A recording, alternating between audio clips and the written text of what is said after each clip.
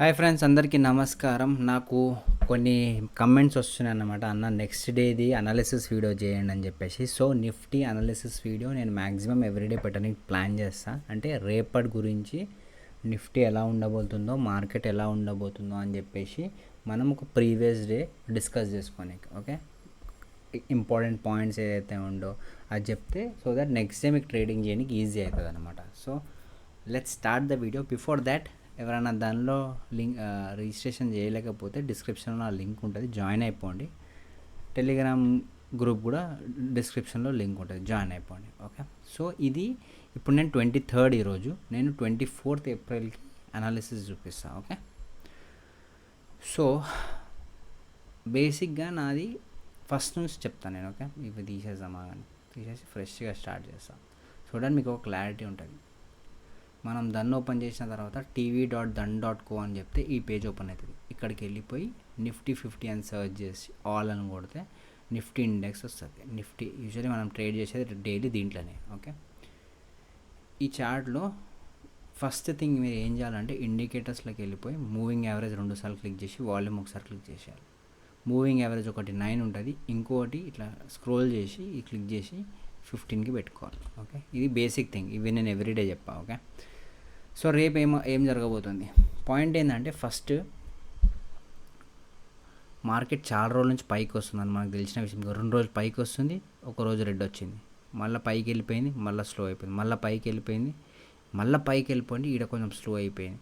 ఇప్పుడు పైకి వెళ్తుందా కిందికి వస్తుందా అనేది మన పాయింట్.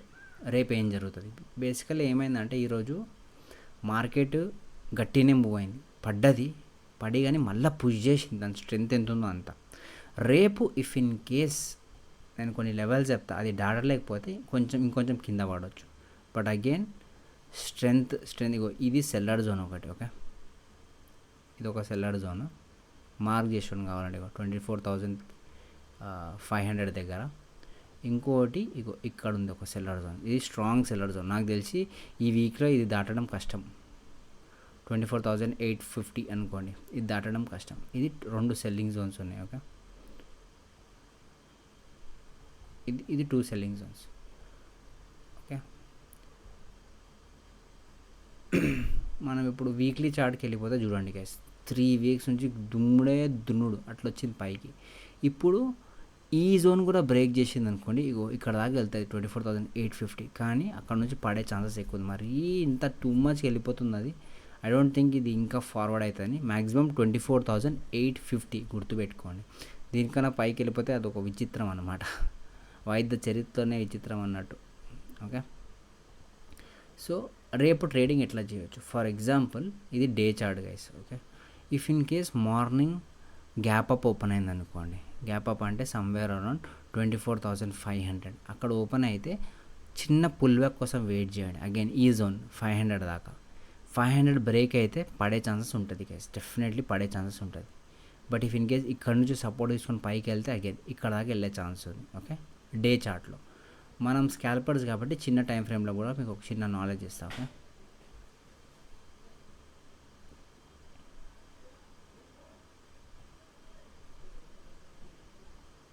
ఇది 30 minutes క్యాండిల్. చూడండి గైస్, నేను ఈరోజు ఏం జరిగిందంటే, ఇక్కడ ఓపెన్ అయ్యి పైకి వెళ్ళి కిందికి పడ్డది, తర్వాత ఇక్కడ సపోర్ట్ తీసుకొని మెల్లగా పైకి వెళ్ళింది, ఇక్కడనే ఉంది ఇప్పుడు. సో ఈ 9 ఇంకా 15 AM ఎంత మంచిగా పనిచేస్తుంది చూడండి గైస్. ఇగో ఇక్కడ నుంచి పడుతున్నప్పుడు అయితే ఈ నుంచి పడ్డది, ఇది వెళ్ళిపోగానే ఇక్కడ నుంచి లేచిందా, ఇగో చూడండి, ఇక్కడ నుంచి లేచిందా, ఇగో ఇక్కడ దీని కిందికి వెళ్ళలే, ఇగో కిందికి వెళ్ళా మళ్ళీ పైకి కొట్టేసింది, ఇగో కిందికి వెళ్ళా పైకి కొట్టేసింది, కిందికి వెళ్ళా పైకి కొట్టేసింది. సో ఈ 30 minutes టైం ఫ్రేమ్లో 9 ఇంకా 15 AM చాలా మంచిగా పనిచేస్తుంది. ఒక ఇన్ కేసు ఇడికి వస్తే చిన్న స్టాప్ లాస్ పెట్టుకొని పైకి ట్రేడ్ చేసుకోవచ్చు అనమాట. సో 5 minutes టైం ఫ్రేమ్లో చూస్తాం ఏం జరుగుతుంది. 5 minutes టైం ఫ్రేమ్లో ఇట్లా జరుగుతుంది. ఓకే, 15 AM కింద బ్రేక్అవుట్ అయింది, కానీ అగైన్ పుష్ బ్యాక్ వస్తుందని అనుకుంటున్నాను, ఎందుకంటే ప్రతిసారి వచ్చింది. చూడండి ఎంత ఈజీ ట్రేడ్ చేయడం చూడండి. అంటే పేషెన్స్ ఉంటే, పేషెన్స్ లేకపోతే కష్టం. ఇగో ఈఎంఐ దగ్గర రాగానే బై చేసుకుంటే ప్రాఫిట్. ఇక్కడ కొంచెం తడవాలించింది, కానీ అక్కడ నుంచి లేపింది, అక్కడ నుంచి లేపింది, ఇక్కడ నుంచి లేపింది, ప్రతిసారి చూడండి గైస్ అక్కడ నుంచి లేపుతుంది. So as per tomorrow's simple guys, market if in case gap up open అయింది అనుకోండి 24,500 పైన, 500 కింద ఓపెన్ అయితే ఒక రెడ్ క్యాండిల్ వచ్చే ఛాన్సెస్ అయితే గట్టిగా ఉంది. ఎందుకంటే ఇక్కడ ఈఎంఐ చాలా కింద ఉంది, ఆల్మోస్ట్ స్ట్రెచ్ అయిపోయింది ఇది. సో ఇది కొంచెం స్లో అయ్యే ఛాన్సెస్ అయితే చాలా ఎక్కువ ఉంది. బట్ చూడండి మార్కెట్ మార్నింగ్ ఒక హాఫ్ అన్ అవర్ తర్వాత మనకు అర్థమైపోతుంది అన్నమాట.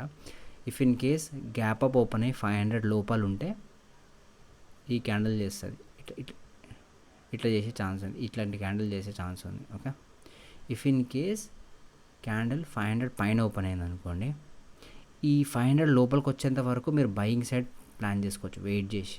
అది 24,800 దాకా వెళ్ళే ఛాన్స్ ఉంది. ఓకే, దానికన్నా పైన ఐ డోంట్ థింక్ సో, ఎందుకంటే ఆల్మోస్ట్ స్ట్రెచ్ అయిపోయింది, ఇంకా స్ట్రెచ్ కాదు. If in case gap down open అయింది అనుకోండి, సమ్వేర్ అరౌండ్ ఇక్కడ చిన్న ఒకటి ఇట్లా ఇట్లా ఇట్లా ఇస్తుంది గ్యాప్ డౌన్ ఇచ్చి మళ్ళీ పైకి వెళ్ళని ట్రై. ఇది గ్యాప్ డౌన్ ఓపెన్ అయితే ఈ 9 ఇంకా 15 EMA యావరేజ్ పైకి వచ్చేస్తుంది అనమాట, ఇడికి వచ్చేస్తుంది. ఇడికి వచ్చేటప్పుడు ఇక్కడ నుంచి సపోర్ట్ క్యాండిల్ వేసి మళ్ళీ బయింగ్ ప్లాన్ చేసుకోవచ్చు. బట్ అగైన్ 9 ఇంకా 15 EMA బ్రేక్ అయితే పుట్ సైడ్ ఛాన్సెస్ ఎక్కువ. బట్ ఓవరాల్గా అయితే మీరు కాల్ బై చేయని ఆప్షన్ బయర్స్ ఉంటే కాల్ బై చేయడానికి ప్లాన్ చేసుకోండి. If in case option sellers అయితే పుట్ సెల్ చేయడానికి ప్లాన్ చేసుకోండి హెడ్జ్ తోటి వాడి. ఓకే, సో అదన్నమాట. So let's see for tomorrow guys. ఈరోజు అయితే నాకు 2000 రూపీస్ ప్రాఫిట్ అయింది. నేను నీట్గా సింపుల్గా ట్రేడ్ చేసిన, వీడియో కూడా ఉంటుంది చూసుకోండి. రేపు కలుసుకుందాం. సబ్స్క్రైబ్ చేయని వాళ్ళు సబ్స్క్రైబ్ చేసుకోండి, ఒక లైక్ వేసుకోండి, సో దాట్ ఇంకా నేను ఎఫర్ట్ పెట్టి ఇంకా మంచి వీడియోలు చేస్తాను. Okay, take care, bye bye.